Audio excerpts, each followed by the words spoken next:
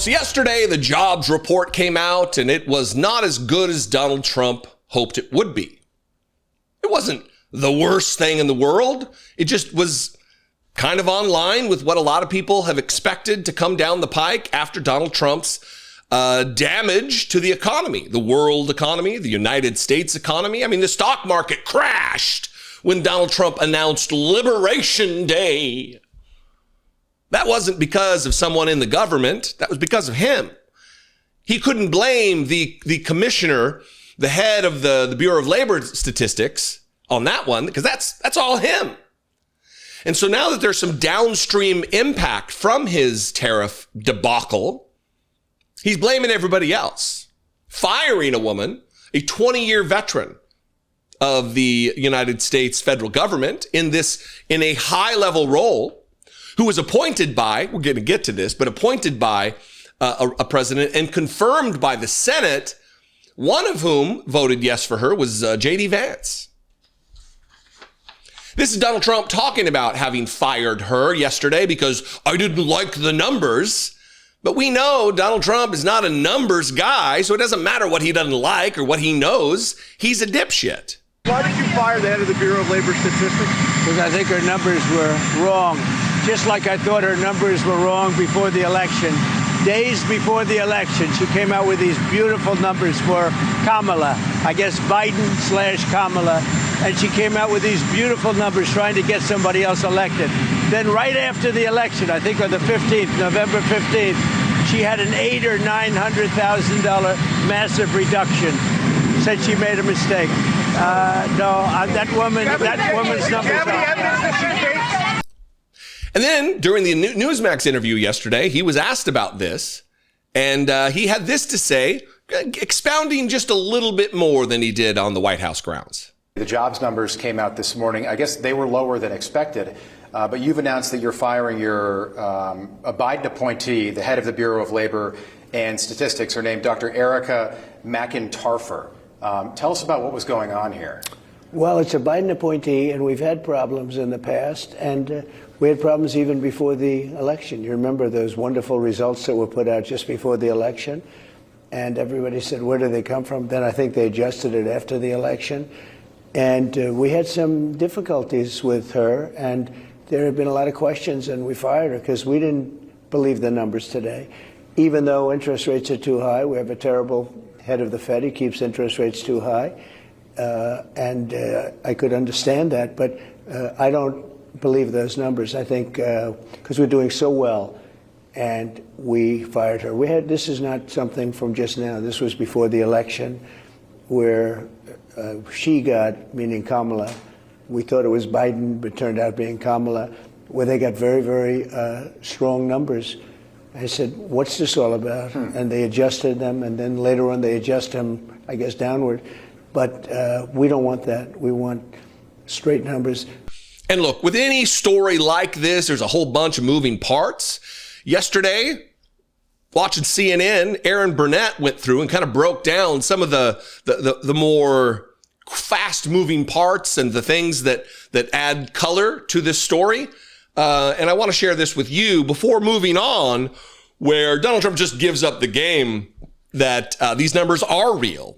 They haven't been tampered with. He fired her just because he's firing the messenger. He's trying to fire the bad news, so to speak.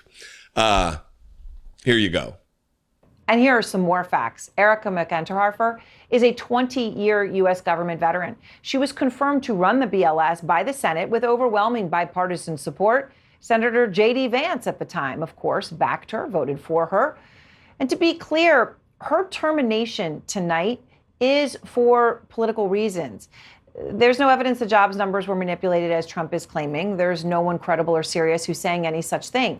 Today's report was bad. It did show bad numbers, not because the numbers were cooked, but because there was weakening in the economy. In large part, over that 3-month period, with all the uncertainty and the constantly changing tariffs and threat of 160% tariffs at some point, because of the tariffs. And the chief global strategist at Principal Asset Management sums it up by writing this: the downward revisions to the past 2 months inflicts a major blow to the picture of labor market robustness. What's more concerning is that with the negative impact of tariffs only just starting to be felt, the coming months are likely to see even clearer evidence of a labor market slowdown. Now, the negative impact of tariffs only starting to be felt, we'll see because the numbers keep changing. But what happened over those past few months since Liberation Day was Trump's own doing. But of course, tonight he's firing the messenger. It's just with every little bit more detail that you learn about things relative to Donald Trump's decisions, it just lets you know he's just flying by the seat of his pants. It's all reactive. He's a reactionary. Rather than actually implement good economic policy, he damages it and then wants to fire the people that are pointing out, hey, you really shit the bed here, bro. Oh, you're fired. You're fired. You can't show the truth. You can't tell the truth. You can't report reality. No, not in the Trump administration. You're going to lose your job. The good news is a lot of people, even Republicans, are like, dude, this is not good. So every authoritarian move that Donald Trump makes each and every time, there's a certain faction of Republicans that are starting to wake up to the damage that's going to be done, to the fact that it's very likely Donald Trump's going to try to not leave. If he's still alive at the end of this term, he's going to try to not leave. He's going to try to stick around and stay in the White House past a second term. It seems to me. But one of the reasons we know that, one, we know he's stupid because we can hear him, we can see him. We have an understanding based on a long history with Donald Trump. But one of the other reasons is Donald Trump does this thing, like even about the cartoon with Jeffrey Epstein. He's like, I didn't do it, but look, a lot of people did that. But if you didn't do it, you wouldn't try to defend that it was done. And that's what he's doing here. He's like, look, these numbers were fake. I mean, you know what? No, they weren't even that bad. So why would they fake them to hurt you? If they were going to hurt you, they would fake them in a big way to make it really bad. Instead, it's just, less good than we thought it would be. Watch him really kind of tell on himself here. The markets today are up and down. Today is tariff day. Today was an important day, but you've had another incredible week that doesn't get the attention it probably should. There were several A-list events this week. The GDP numbers were great. Right. We had a surplus in June. Inflation is, I think, 2.4%. What's your message to Americans who might be concerned about paying more, perhaps even in the short term, for things that they need? Well, before the message, I have to say that I think that these numbers were incorrect today. Not that they were horrible. I've seen much worse numbers than this, but right. I think that these numbers were incorrect today because nobody saw this coming. Nobody saw the smaller numbers not only announced, but going back and restating her numbers because she made a mistake. That was the bigger numbers. So I think they're wrong. And why, pray tell, you may ask, are you going to take the commissioner of the Bureau of Labor Statistics word over Donald Trump? Donald Trump clearly has a stranglehold on logic and reason and mathematics. He knows what the number should have been. Why would I think that? Well, it's because in the same interview that we've been watching and listening to clips from on Newsmax, Donald Trump talked about exactly how adroit he is at numbers, just how skillful and knowledgeable he is about math. Here you go. And I think we're going to be very successful fairly soon. We'll have drug prices coming down by 500, 600, 800, even 1,200%. You heard it there, folks. 1,200%. Your prescription prices are going to be lowered so much, the pharmacy is going to be paying you to pick up your prescriptions, to pay for your drugs. So that guy who doesn't know basic arithmetic, that guy we're supposed to rely upon for accuracy, that's the guy who fired the person who is the statistician, who is the expert in this field.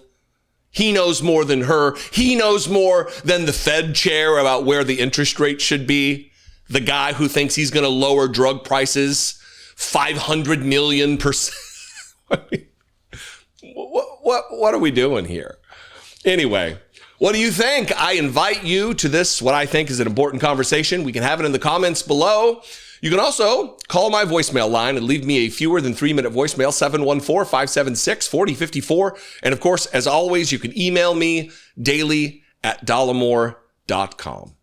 I appreciate you. I hope you have a great weekend. If you're in an area that is overheated with extreme dangerous heat, take care of yourself, stay cool, be safe. I'll see you next time. Be genuine and take care of one another.